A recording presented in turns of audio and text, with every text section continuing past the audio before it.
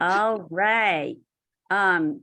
So welcome everybody to Monday Mantras with Megan. This is our wrap-up event for our Giving and Gratitude Challenge. It was the first time we've ever done this, and it was a brainstorm idea. Let's do it for January. Everyone's always talking about it in November. Let's start the year out with it. And then I was like, who would be good presenters for giving and gratitude? And of course, Megan came to my mind. I'm looking at her book going, yes, although I still haven't gotten my signed copy yet, guys. I have to get you a signed copy. I figure I'll see down at CMSC, if not before. Yes. Those of you who do not know me, I am Mindy Eisenberg, the director of Yoga Moves MS. And Gina and 12489, can you mute yourselves, please? Yeah, I can mute somebody here. Let's see, anyone else we need? Not that we don't want to hear you, and there will be time for questions and answers, but for now, just so we can get going, I think most people are muted now. I think they're all muted now. Okay. All right. So for those of you who do not know me, I'm Mindy Eisenberg, the director of Yoga Moves MS, and we provide adaptive yoga to people with MS and neuromuscular conditions. And Megan and I met at CMSC.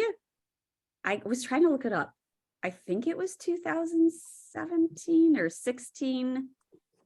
It was 2016. 16? Okay. Yeah. Because I remember I wanted to know, how can I get my book out there?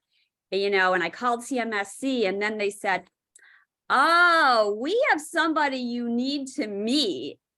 And little did I know when I called what that was like a gold, like I struck gold, like a treasure to meet you.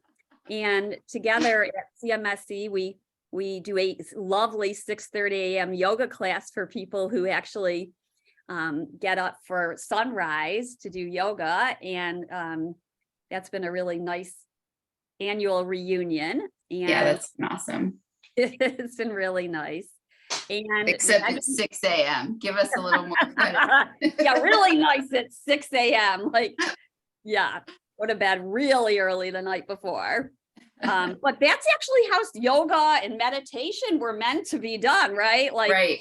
way back when the yogis were getting up, it was their sadhana, their practice to get up in the morning early with sunrise, to be in tune with nature, and then to meditate again later in the day before dinner. So it was a really nice way to start out the day. Yeah. I think the people who come to that 6 a.m., they appreciate it. Yeah, they definitely appreciate it. Yeah. So Megan and I, oops, here comes somebody else now.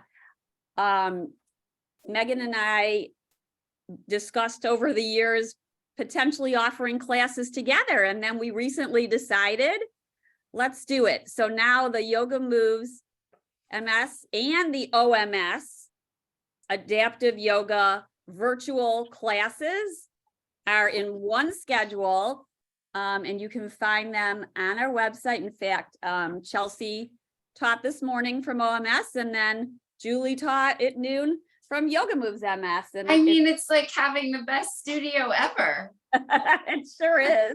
I love it. It really is one of the gifts. So I want to introduce Megan to you without further ado, and this won't do it justice. Those of you, I think I have a funny feeling you have a bunch of Megan Weigel fans on right now. Just have this funny feeling. But for those of you who don't know Megan, and those of you who might listen to this and aren't on this evening, want to make sure that we give you a proper introduction. So, named one of the great 100 nurses of Northeast Florida, Dr. Megan Weigel is a Jacksonville Beach-based nurse practitioner specializing in wellness and disease prevention.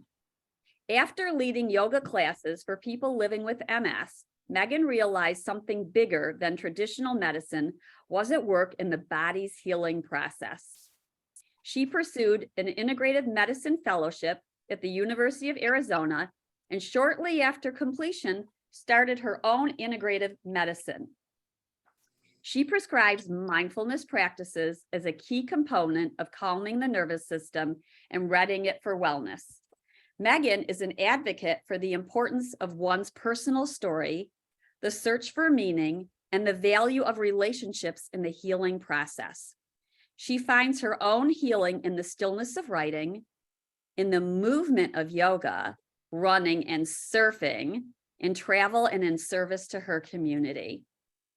A recipient of many accolades, including the University of Florida's Outstanding Young Alumnus Award, Megan continues to consult and speak about wellness and MS care all over the country while enjoying her own journey with her husband and son in Florida. Thank you so much for joining us. I've been excited to talk to you since the idea came to fruition and you agreed to have a conversation on a Monday evening. And what could be I'm more excited perfect? to be here. I love it. So we're going to start out by just having you tell us about yourself. How did you become interested in nursing and MS? Holistic and integrative health. And most importantly, why did you write Monday Mantras with Megan? Oh my gosh, that's so fun. So, the short answer is I know for certain that I'm doing the work that God put me here to do. So if we're talking about gratitude, all I can say is how much gratitude I have for the fact that that realization came to me very early in life. So I was a sick kid. Most people don't know that. I was a very sick little kid, like 5th, 6th, and 7th grade. I spent a good amount of time in and out of the hospital having different sinus surgeries, and I missed a ton of school, and I felt, like I was just never going to catch up. Eventually I met all my milestones and all that stuff. But eventually, I just remember that my takeaway from that was the doctor who literally saved my life, and then all the nurses. And I went to college with a different major, and then I, kind of started looking into physical therapy, and then looking into medicine, and I didn't love calculus. And then I found out what a nurse practitioner was. And so I was like, well, that sounds great. And in nursing, I really and truly found my calling. So as far as MS goes, again, I just think I got lucky. My preceptor, who was like the person I did all my hours with when I was in graduate school, she said, I have a friend who's a neurologist. They're really looking for a nurse practitioner. Would you be interested in talking to him, as I was looking for jobs? And I said, well, sure. I always liked floating to the neurology floor as a nurse. I liked, that learning about that system. And so I met my first boss, Dr. McQuarra, who some of you on here may know. He's in Orange Park. And Tina was the nurse that worked with him. And I just felt like I landed in a pile of treasure. So he mentored me along with 3 other older neurologists. And I very quickly fell in love with taking care of people who live with MS, because what I found as I was a family nurse practitioner coming right out of training is that, people would get strep throat and they'd call our office because their primary care doctor was like, you have MS, it can't be strep throat. So they'd call, and this was 22 years ago when really like people just weren't They just didn't know. And so I was doing basically family practice in this neurology office. And then, a few years in, I went to my first MS meeting for, healthcare providers, the consortium of MS centers. And I was like, holy cow, I'd been around a lot of stuff in medicine, and I'd never met a group of people who cared more about the people who they cared for. Like as far as a healthcare community, no one was like, I'm Dr. Smith. You call me Dr. Smith. Everybody was Pete and Mary and Joe. And it wasn't until you really read the name tag that,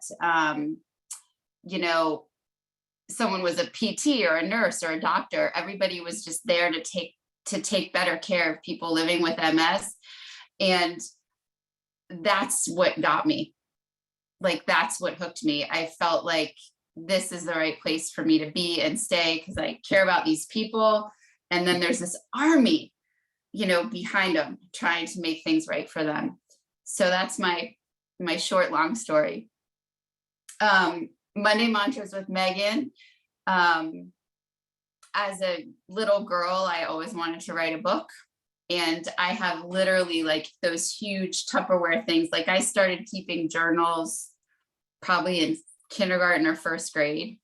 And I have books of stories and books of poetry and books of books that I've started. And over the pandemic, when I started doing these Monday Mantras on Instagram, and I just started my now defunct practice, I was like, one of the reasons I started this practice was so I'd have time to write a book. And I don't have any time to write a book, but I'm doing these mantras. And at the end of the year, I was like, oh my gosh, I think I just wrote a book. So I went back and I, revisited all the mantras, and I wrote, with each one, and it just sort of evolved over the years. And I got such great feedback about it that I said, I'm going to put it out there and see what happens. And there it is. So that's the story. You do have quite a knack. I was, when I would read your posts online, on when you posted, I would be like, wow, it's just flowing from her. Like, I wonder when she has the time to do this. By nature, I think I'm a connector. I'm a writer. I've just always been that way. I don't know. I'm like, I should have been an English major or something, but I've always loved, communicating via the written word.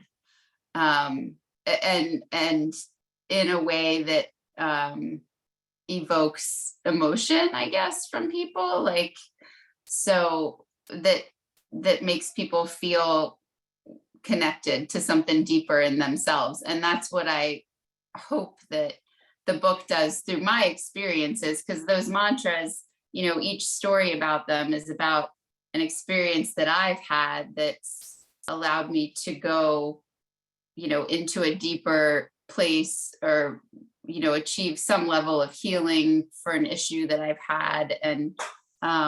And I hope it does that for other people. So let's take a step back. Well, first I was thinking, as you were talking about writing, have you kept all those journals since you were so young? Yes. Wow. But I don't want to ever read them. Oh my God, you should see the college one. You have a lot, they're locked up. They're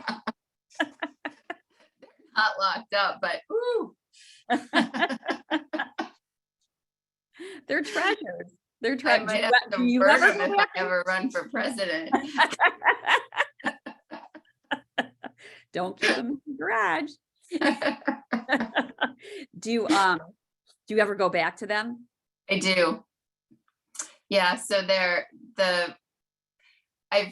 some of them I've thrown away, but the ones from the formative years I've kept. And when I clean out a closet, and move things around, I sit with them for a while. Yeah. I only started journaling when I started yoga, really, and then would go listen to different Dharma talks or, trainings. And then these journals became so precious. Yeah. It's So always interesting to go back.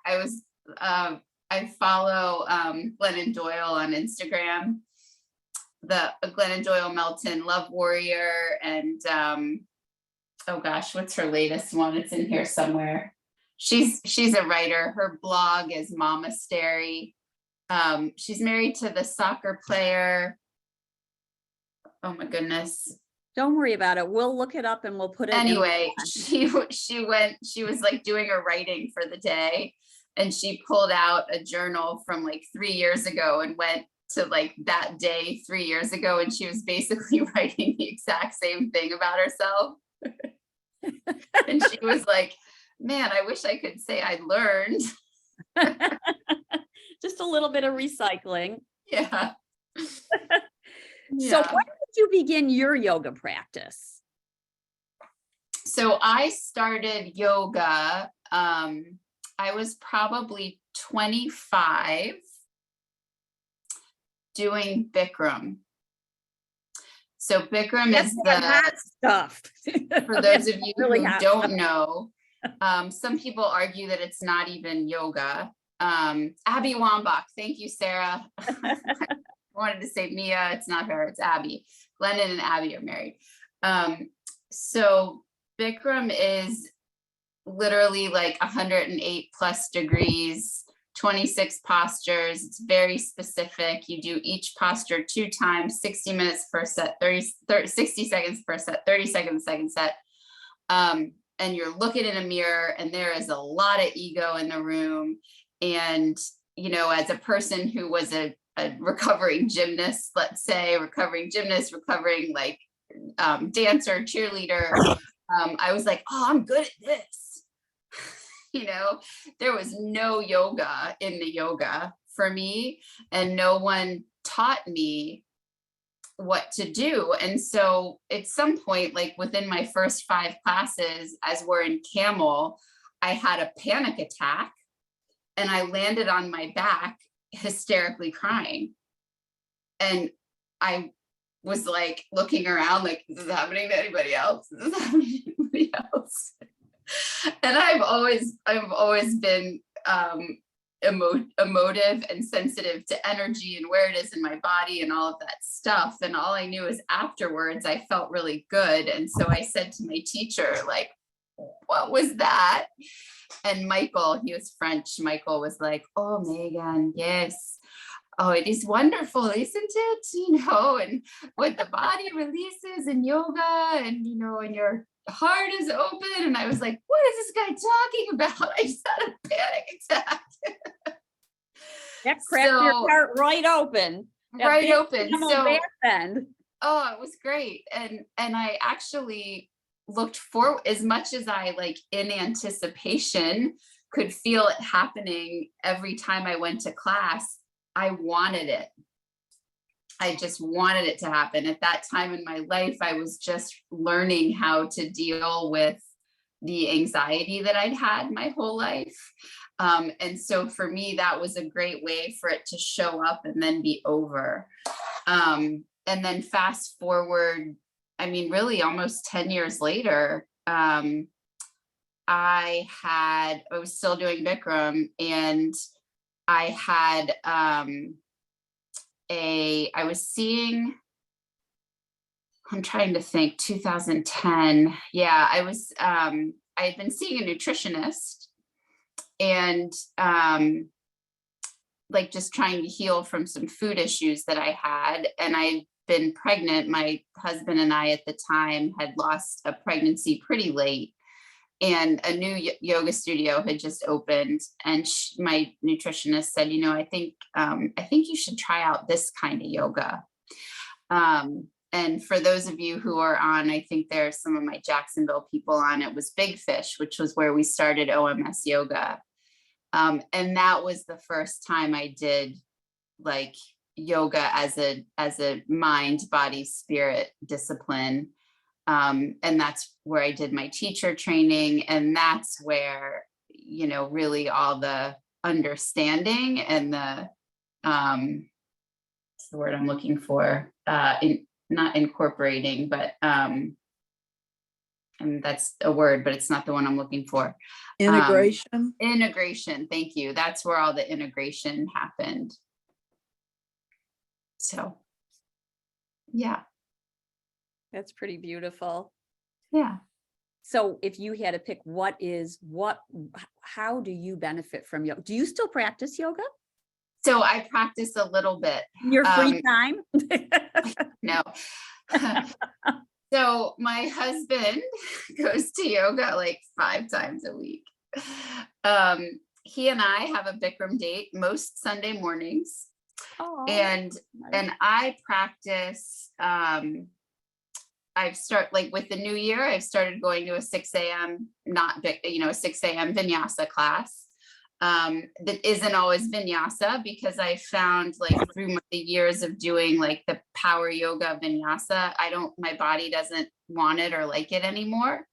And so I tend to, if I don't go to yoga, I tend to do things at home, or like last week I was at a class and I got up one morning and I just didn't feel in my body. And so I have a little travel mat that comes with me everywhere, and I just rolled it out and I did about 10 minutes of whatever I felt like I should do. And, that's sort of where yoga shows up for me. I have to say it shows up in my everyday, because at some point of every day, I'm putting my feet on the floor and I'm pushing into the ground and I'm sitting up straighter and I'm rolling my shoulders back and I'm taking a deep breath. And to me, that's a little bit of yoga. So, just trying to line my body up so everything's moving the right way. Yeah, that's definitely a big part of it, is integrating it in our life, just as we move through our day. Yep, it is. For those of you who don't know, there's different styles of yoga. And so Megan was talking about those, you were really involved in the hardcore fast stuff at first. And I think that tends to happen. And then, at least I think we tend to slow down. I've been practicing with Desiree Rumbaugh. For those of you who don't know, she's over 60 and she's a power horse, but she's also like a fantastic yoga therapist and knows all kinds of tricks that she picks up, because she integrates from her physical therapist and her trainer, and it's always a lot of fun. But I've noticed that, she's talking about it. Her body's changing. She's had injuries over the years, and so she's learned to adapt and practice in a way that perhaps she didn't before. Yeah. Little kinder. Yeah, we have to do that, right? Like we can't, you can't keep, well, you can, I guess, you can keep fighting what's coming at you, or you can adapt. And when you adapt, you enjoy the flow a little bit more. Yeah, you've talked to, I know you're a graduate of Matthew Sanford's program, and I've studied with him for years. And he talks about ahimsa, which is one of the principles of yoga, which is nonviolence. And and so he really talks about, pushing past our, we'll say, edge, is really violence to the body. It is. Yeah. And it's hard to accept that at whatever point you're in, whether it's because of age or an injury or because of MS. It's really hard to choose gentle.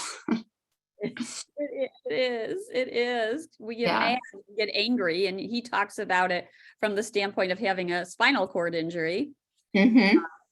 And people with physical challenges or conditions such as MS or spinal cord injury can get angry, as we know. So how do, switching gears, so yoga is more than the poses, as we know, and there's the breathing aspect and the meditation and the lifestyle, which you have really engrossed in learning in through Dr. Weil's certification and study, and you've wrote this book. How do you engage in introspection? Yeah. So What's it look like and feel like for you? yeah, it's more of a minute by minute type of practice than like, I'm going to set aside 30 minutes a day to meditate. It's like, oh, I notice that either I don't feel in my body or that my mind is kind of racing when I'm at work, and I might like, be rushing into a room because I'm a little bit late with a patient, and I actually might stop and end up later just so I can take some deep breaths and in order to be present with that patient. And so it kind of shows up that way. Like I notice when I feel, um, I mean, for lack of a better word, yucky, and I make an adjustment. And so I think it's more of a like an in the moment mindfulness practice. And then when I have time, if I happen to get up early enough and all the stars align, then I will sit down for 5 minutes and put on a timer and actually do some meditation. And I think for me, maybe because of the way that my body likes the practice of meditation, it's not hard for me to just like, and that's just time, right? And I'm no like I have no, compared to your practice, your meditation practice, your yoga practice, like I have not put that time in. But it is clear to me that my brain needs that. And I've just been really able to just shut down, like a million things going on around me, and I can just hear quiet. So I That's feel quite a like, gift. That's quite yeah, a gift. it's a gift. I mean, it's a gift. I can have a mom in my room with 4 kids with her. They're all yelling, and she's like, "I'm so sorry," and I'm like, "Well, I don't even hear anything. What are you talking about?" Like it's just now there's a lot that does bother me. Um, but that's how it shows up in my life, and I try to be intentional about it with my son who's in kindergarten. I try to say, hey, I think it's time that we kind of sat still for a while and take some deep breaths, and things like that. How's he feel about that? He likes it, actually. He He's does. got this little thing called a Zenimal. I don't know if anyone's heard of it, Oh, but it's like I don't have it in here, but it's basically a speaker that they covered with a cute little silicone turtle looking thing. And there's about 6 different choices on it, and it's a nice voice that talks through like a kid's different meditations, and there are bells, there's nice calming music in the background. And sometimes he'll ask for it. Like if he does not usually have a hard time sleeping, but if he has a hard time falling asleep, he'll ask for it. He'll ask for it if he really has had a hard day. And I was reading something I'd written a couple of years ago now, where he was playing and like just really being loud and wanting my attention, but at the same time he didn't need my attention. So I just sat in a chair and I was like, this is the only time I'm going to get today, and I'm just not going to answer. And I closed my eyes and I just started taking some deep breaths. And within a few deep breaths, I noticed that it got quiet. And then I felt him climb up on my lap, and he just put his head on my chest and started taking deep breaths with me. Now that was 2 years ago. I don't think it'll ever happen again. aw, But treasure. so, yeah, so he recognizes, the importance of it. I think you mentioned in your book micro meditation dosing, Yeah. which So that's kind of what it is. love that word. That's so cool. Micro Yeah. meditation dosing. Micro dosing. Yeah, Coming out of a nurse. It's perfect. it is. It is. I'm replying to someone. It's called a Zenimal. So cute. I got to look that up. Sounds like Yeah, it's super yeah. cute. Sounds like a great gift. I'm not sure if it's a great gift for the parent or the child or both. But Well, they make them now for, I think, for teens and then for adults. I mean, they clearly saw they had a good thing going. So, yeah. So let's even go a step back again. What is a mantra for those who may not know what a mantra is? Yeah. So a mantra is, I'm not speaking from an Eastern philosophical tradition. For me, a mantra is a set of words that that grounds you, that causes you to pay attention, that you look to keep you on a path that you want to be on, that motivates you, that makes you feel positively affirmed. In the Eastern traditions, a mantra it's actually like a prayer, but it also keeps you in the meditative space. So it's sometimes like a song, right?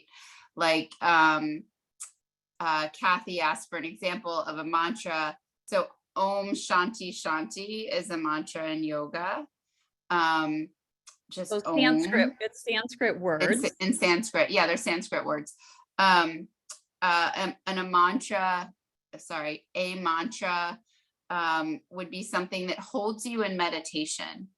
So if you wanted to meditate for 10 minutes, you could over and over again say, I am loved, or different versions of that. So it's really any set of words that can keep you in that positive, connected space. One of my favorite ones is Loka Samasta Sukhinom Bhavantu, which is kind of nice to say after a yoga practice, which is, may all beings be happy and free, and may my words, deeds, and actions contribute to their happiness. Yeah, that's beautiful. In the Ayurveda that I studied with a group from my integrative medicine fellowship, the teachers are Ayurvedic physicians. They're in India. And they always start with this beautiful meditation, and they're speaking in Sanskrit, and you do it quite lovely. I don't do it. No. They chant. I don't chant. Yeah. At least not without everybody else joining. Yeah. So they don't hear me. So but I don't think you have to make this is the second cool podcast or webcast that I've done today. The first one was for a marketing company that one of my friends runs, and they're doing they do a monthly wellness Monday thing. And so I was talking again about how, I'm not a monk. I don't claim to be a monk. I've never studied with monks. You are a householder. We are householders. I've never been to an ashram. I've never studied yoga like Mindy has. I'm just an American on this journey that wishes she was, Polynesian probably. But I don't think that you can kind of think of a mantra as a prayer almost. Yeah. And I think you mentioned intention, intention. Yeah, it's an intention. Yeah. So in your book, you talk about ripping the Band-Aid off. I love that, coming from the nurse. Mm-hmm. I think you said one of your followers who read your mantras might have somehow sparked that phrasing. What comes to mind? How'd you come, how did this resonate with you, and how do you use it in your living, your daily life and your book?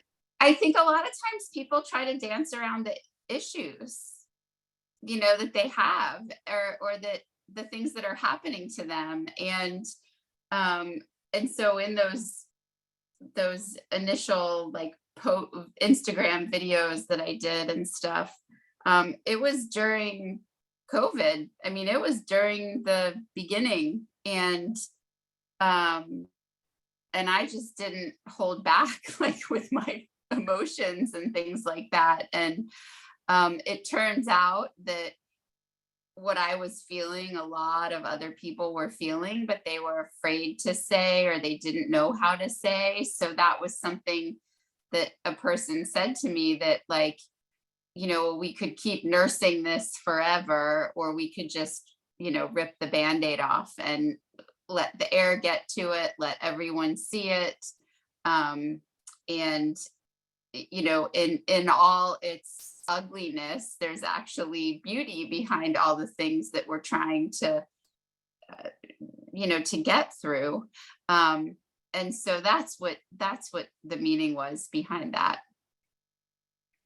Let the healing happen faster, right? Yeah. This is really gross. I hope everyone's had dinner, but how if you have a cut, a scrape, like a rug burn or something, and you always keep the Band-Aid on it and you keep the Neosporin on it, and then it gets like mushy and goopy. Like, you got to rip the Band-Aid off and just let the air get at it. It's not even about like, let's take the Band-Aid off slowly. It's about like the healing underneath, like let the air get at that thing. Let it be seen. It's a great metaphor. It's a great metaphor. Just get it out there. Get it out there. Yeah. So, this is you're the speaker for our culmination of the Giving and Gratitude Challenge. And how does gratitude fit into your mantras, and how does it fit into the book? Because I know you are so full of gratitude. So how does it come out? I think, I'm not sure that I, specifically speak to gratitude itself, except that I hope whoever reads the book, goes through the weekly practice, leaves with really a sense of having gratitude for everything that comes your way, the good and the bad.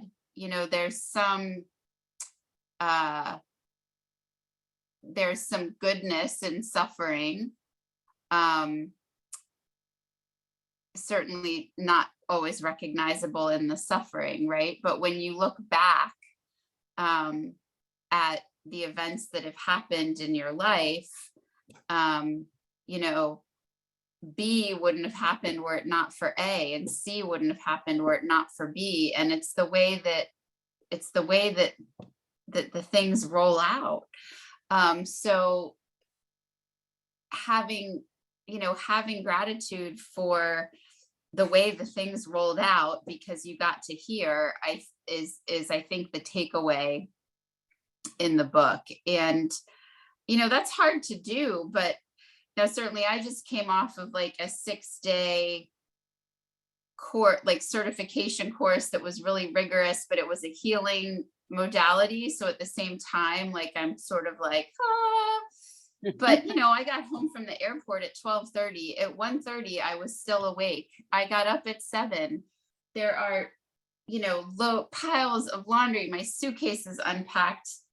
Dane's pooped in his pants twice today for some reason. Because he missed you. So it's fine. Yeah, he's maybe. But I'm glad my husband doesn't have that reaction. But I'm not like, I'm just grateful I'm home. There's a mess around me, and 10 years ago, I might've been like, oh my God, this mess, but I've learned that the mess doesn't really matter as much as just being home. How do you see gratitude show up with your patients?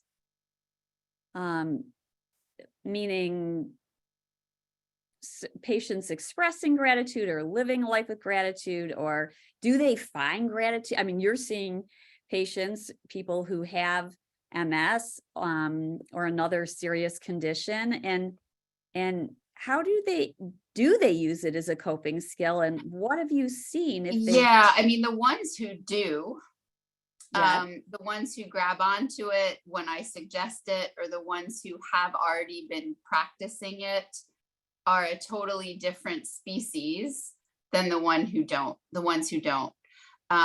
They're happier, they're more resilient, they are, more heart, more like in their hearts, and they might have awful problems, physically or cognitive challenges, whatever that may be. But if you ask them about, their life with MS, they'd say, I'm so grateful because it showed me how to do A, B, and C. It got me here. Like, I'm grateful. And so I think it goes without saying across all the people who live with conditions that I see, that the ones who practice gratitude, they have, I don't want to use the term quality of life because it sounds so clinical, but they truly live in a different space, in a much better space, a much, much healthier space. More of an ability to feel joy, perhaps? Yeah, there's only so much we can control, and we can control that.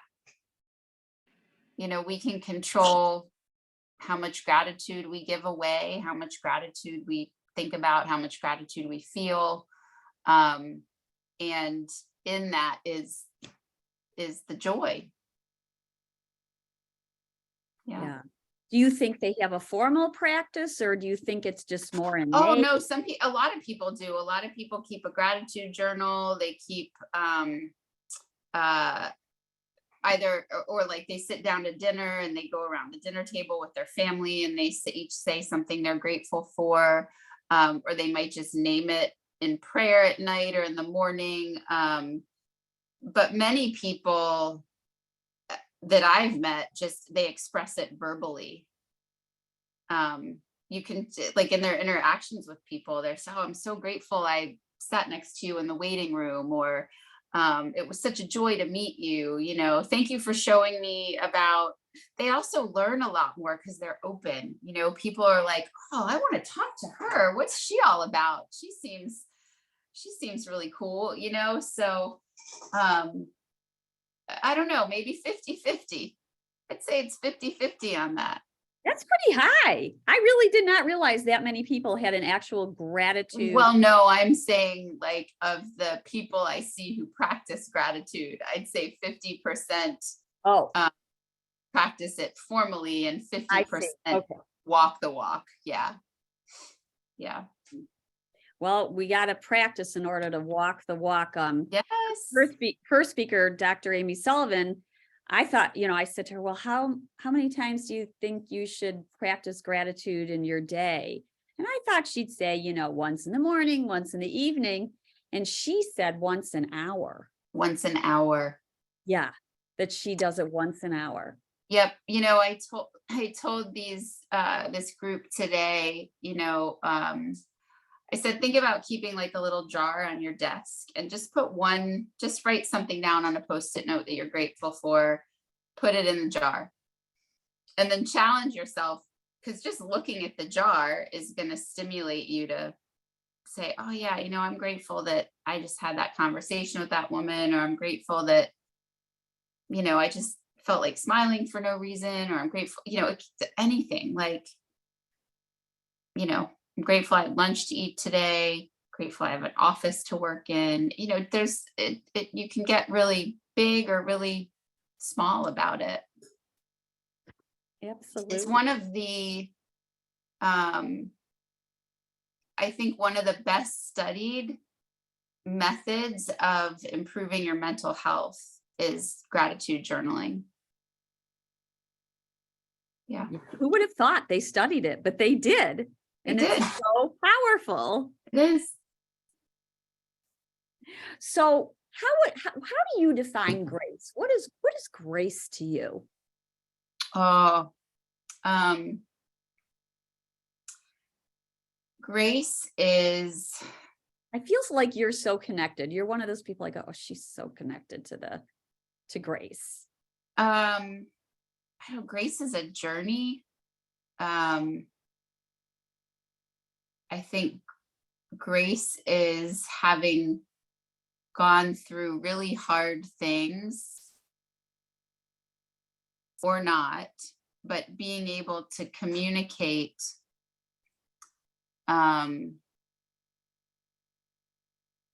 with integrity with people, like without offense.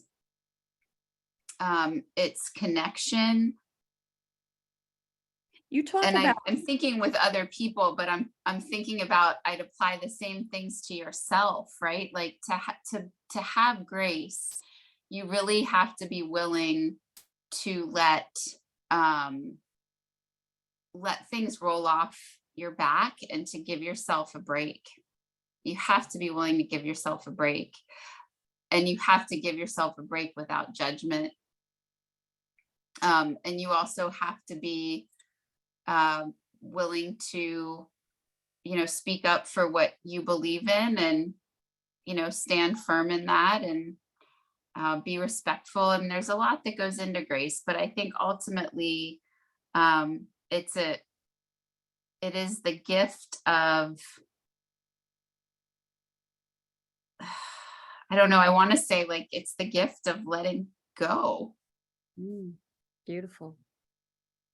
Well, you're a surfer, I feel like you just kind of glide. And that's just the visualization I have. Okay. So you write in your book, I am part of a bigger picture. What is the bigger picture? Oh gosh. Well, the bigger picture is like this world that my son's going to end up in. But the bigger picture, it really starts like in your home. It starts in your community. And the bigger picture to me is kindness and equality, and access to things that keep us healthy. And then it is whatever, I saw this written the other day. One of my girlfriends is a leader in the field of branding and like mindful branding. And she said that, if you're an expert in something, you don't have to be an expert in the world. If you're good at something, you can use your talents, your abilities, your words in your nano universe, I think is the word that she used, to let the change start there. And that's what I think is like the bigger picture. That's beautiful. We're getting people asking if they can ask questions, which let's do it, because I kind of have to get that kid to bed. My poor boss. Let's hear your question. One was, what percentage of people with better mental health practice gratitude? Oh, I don't know the answer to that. I was just giving I was just saying in my practice, of the people I see that practice gratitude, half do this and half do that. I'm not sure what the research said. I'm sorry, Mary Ellen. Well, we will, I believe there's a few different studies, and I want to say something like 30 to 50%, but we'll look it up and we'll put it in the blog. We've been writing a blog after cool. these interviews, just to kind of summarize the talk. Let's see, any other questions? I know, Ruth, did you have a question? You asked if you would have the opportunity. Anybody else have a question? You can either unmute yourself or put it in the chat and I will read it. I don't really have a question. I just want to know if we can. I try to meditate every morning and I am so miserable at it. But in any case, I really am. We got to talk, Ruth. We got to talk.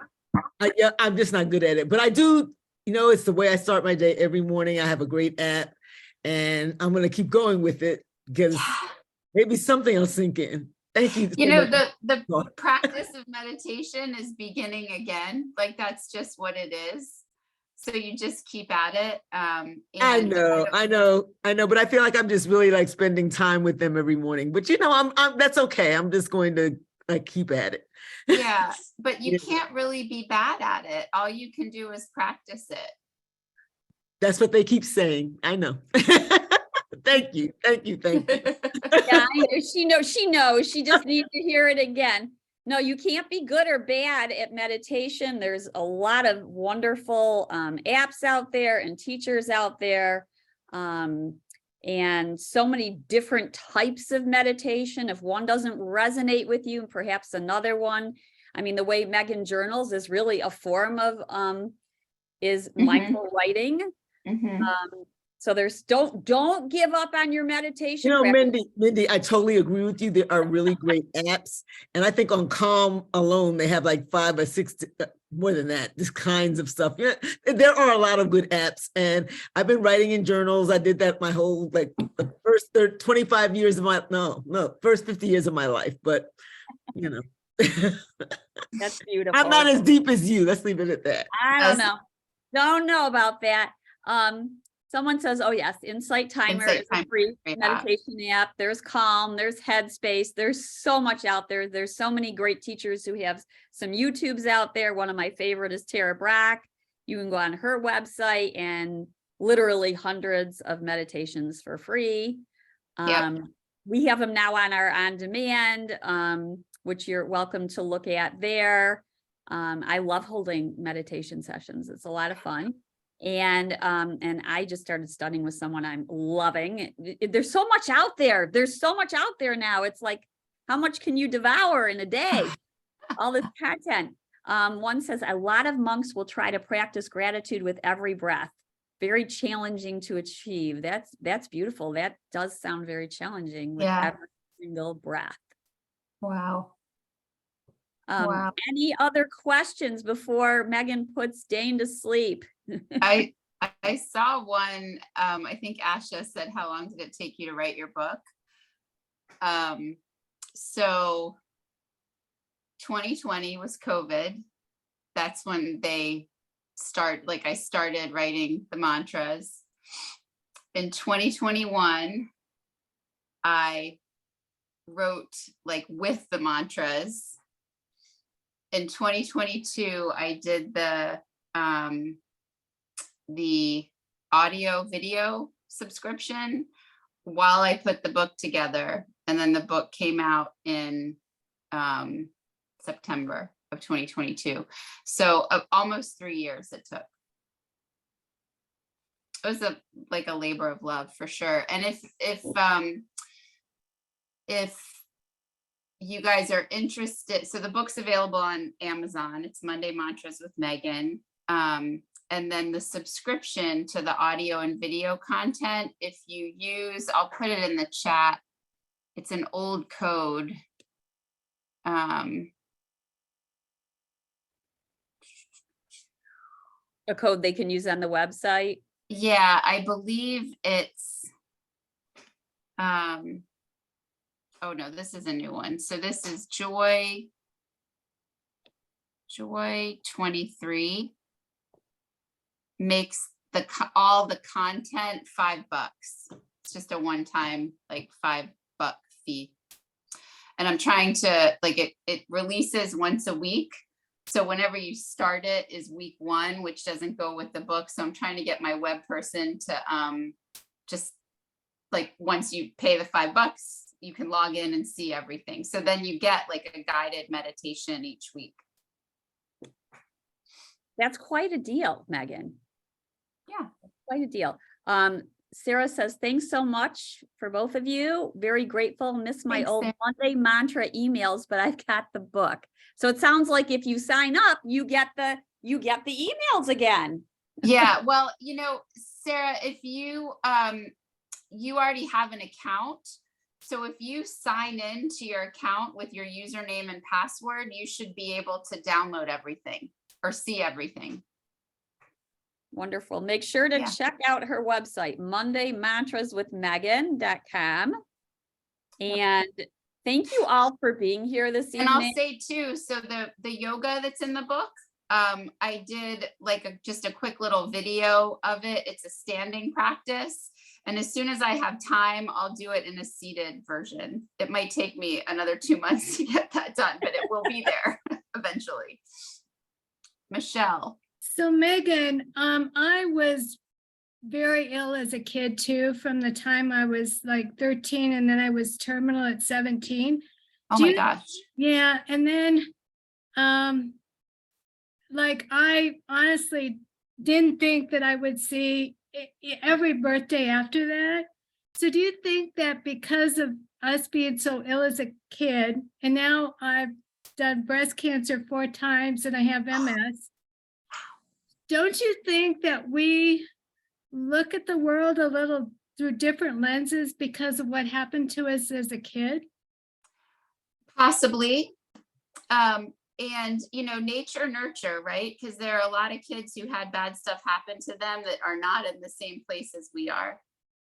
Right. So something also happened, like, with our family of origin or our friends, people who raised us, whatever, to keep us in that space. Like my faith comes from my mom, without a doubt. Mine too. I mean, yeah, it was my mom. And I honestly, I like how you said, if you hadn't, A leads to B with then to C, because honestly, I think that I was the special ed teacher and the educator that I was because of going through all Yeah. the things, and Yeah. could literally work with kids that so many people gave up on, Right. with emotional, physical, any kind of issue. And Yeah. and the thing is, though, we had our goals. And did you ever feel like you were in a way behind a little bit, and so there was all these things that life? Yeah. Yes, because Yeah. I think that has a lot to do with my inner need to achieve. yeah, well, it's like I literally finished the undergrad in 3 years, and I ended up with 3 masters, a PhD in 3 years. It's like time always felt so short. And I think that's what was, and there was always kind of a disconnect too between what was my body and what was me. Is that? Yeah. If that makes Yeah. sense, right? Yeah. It does. It does. Wow. Well, thank you, Megan. Thank That you, really Michelle. helped when you were explaining me to me. Oh, thank you for sharing and for yeah, that's what the book is really. Yeah. Well, Thank you I so just much, Megan. Thank you. Thank you for being Thanks, here, guys. everyone, and joining us. We'd love to hear your feedback. I will send out a survey for our whole giving and gratitude challenge. So we want to hear your comments and what it did for you or what you'd like to see in the future. And just thank you. Thank you. So much gratitude to all of you. Thank you, Megan. Thank you so much. Thank you, guys. Thanks, Thanks, Mindy. Namaste, everyone. Namaste. Namaste. Thank you. Bye-bye. Bye.